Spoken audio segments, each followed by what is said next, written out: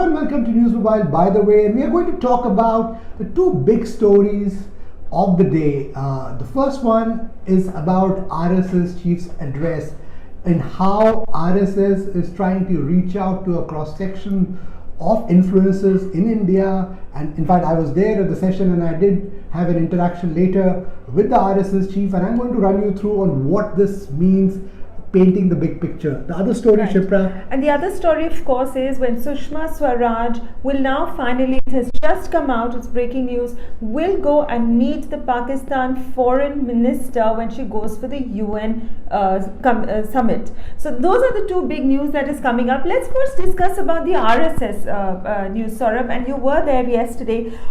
One, I think what's coming out is the fact that they are very open-minded. They've come across as someone who are very open to taking up the changes that are happening. What were the key takeaways when RSS Chief spoke yesterday?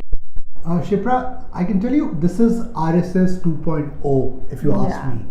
They are speaking out and they are saying that they are not inimical to Muslims. They are talking about an inclusive India. The RSS Chief Mohan Bhagwat made it very clear that definition of a Hindu is everybody who loves the country, who stays in the country, and Muslims are an integral part of it. That's a big message. The second big message, he's also embracing things which RSS had not done earlier. LGBTQ. He's talking about that going very much against cow lynching. Why he's saying that we must make sure, because cow is tied to economic activity, we must protect cows, but he's also coming out strongly against those who are letting cows go out and roam the streets. So these are the big takeaways coming out from Mohan Bhagwat, and I thought very, very pragmatic indeed. Also, when I was reading through it and when I heard him talking, he's also talking about a very important thing where he says that democracy is consensus.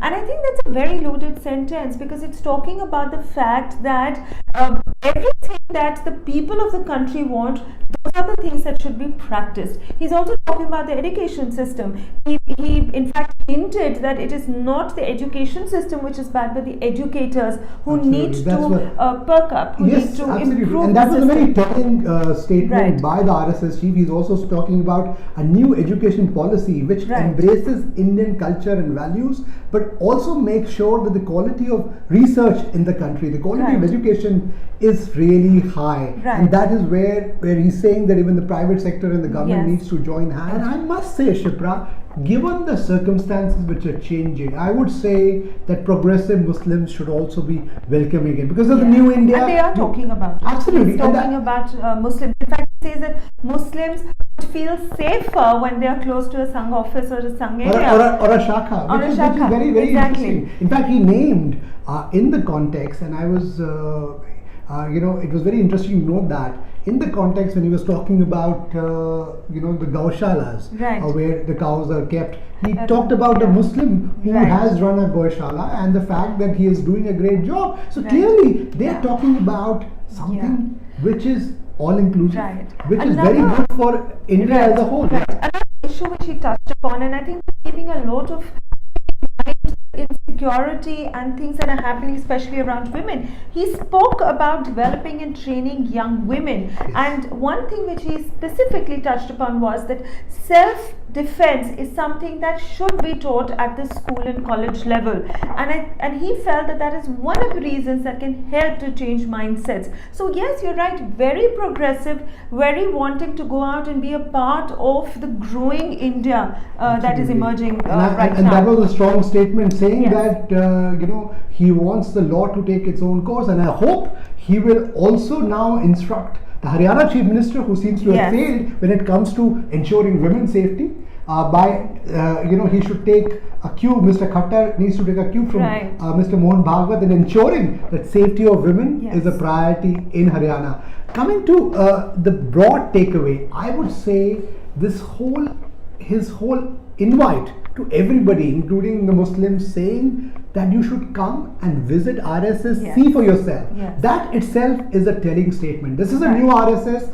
They are hinting at an RSS which is building an inclusive India and which is good for the nation. So that's the reason I would say a lot of misinformation which was going around about the organization should be laid to rest. And I think people should go and actually go and check it out for themselves and then believe what Mr. Bhagwat is saying. But I would say it's a very, very strong change. It's a very change, and it reflects that in a new India, in an inclusive India, things are changing. RSS has also changed, and that's a statement coming out from the top RSS leader.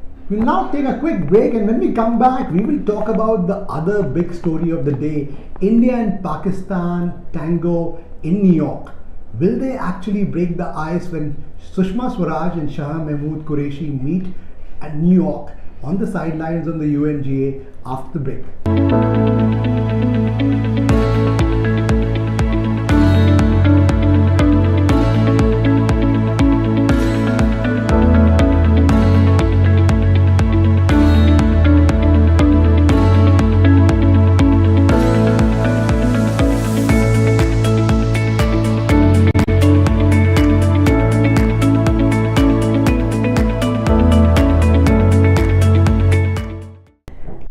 Welcome back. Let's look at the second big news of the day. A meeting between Sushma Swaraj and the Pakistan Foreign Affairs Minister is going to take place in New York at the United Nations General Assembly. Saurabh, what do you think are going to be the big takeaways? Because everyone is going to be looking at it. There are going to be huge expectations. What do you think? Will this be a conclusive meeting? Shipra, it's not the first time that the Foreign Minister of India and Pakistan are meeting. Usually at the UN General Assembly session, a meeting is held. But given the fact, the tense scenario between India and Pakistan, the fact that a new government has just taken over and Imran Khan is making overtures towards India, that's the reason why this meeting is taking place.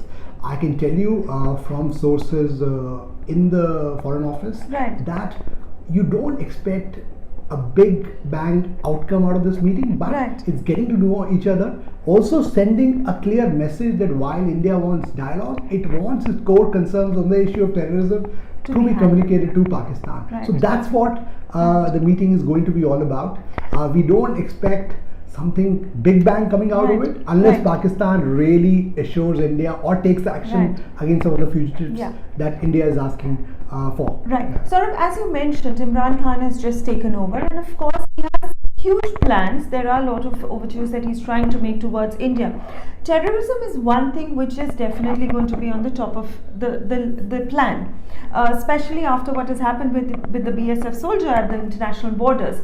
What are some key issues? We've of course discussed terrorism. Are there going to be other key issues that could be the probable discussion points when they finally meet? I think discussion point number one, that India must tell Pakistan that it will not tolerate Pakistani brutality against Indian soldiers. The way BSF soldiers body was mutilated, it's not it's unacceptable, and India must convey to Pakistan in no uncertain terms, because they will be price to pay if this continues. Having said that, I must tell you, I've interviewed Shah Mahmood Qureshi in the past as well, the Pakistani foreign minister.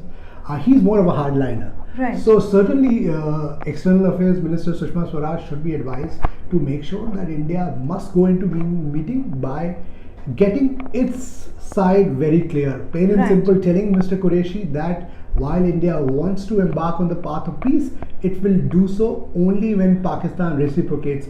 Semantics. Pakistanis are very good at, I would say, semantics and making the noises. Imran Khan has been making it, but the real power centers is the Pakistani army and the ISI. Can they really tame them? That's a big question. Getting into this meeting. So there are going to be a lot of eyes that are going to be looking in that direction. It is going to be a big one, especially two things that have happened.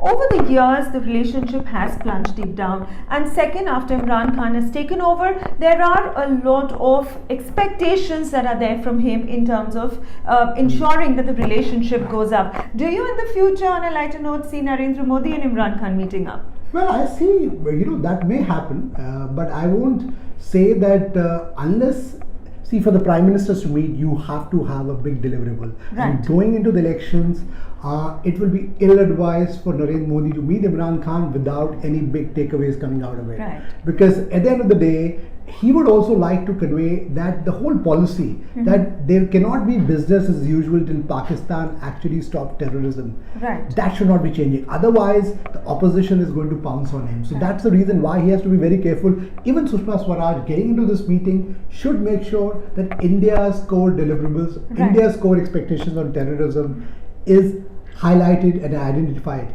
We will keep you posted in the run-up to this meeting and also how this relationship will pan out. Stay tuned to News Mobile. Thank you.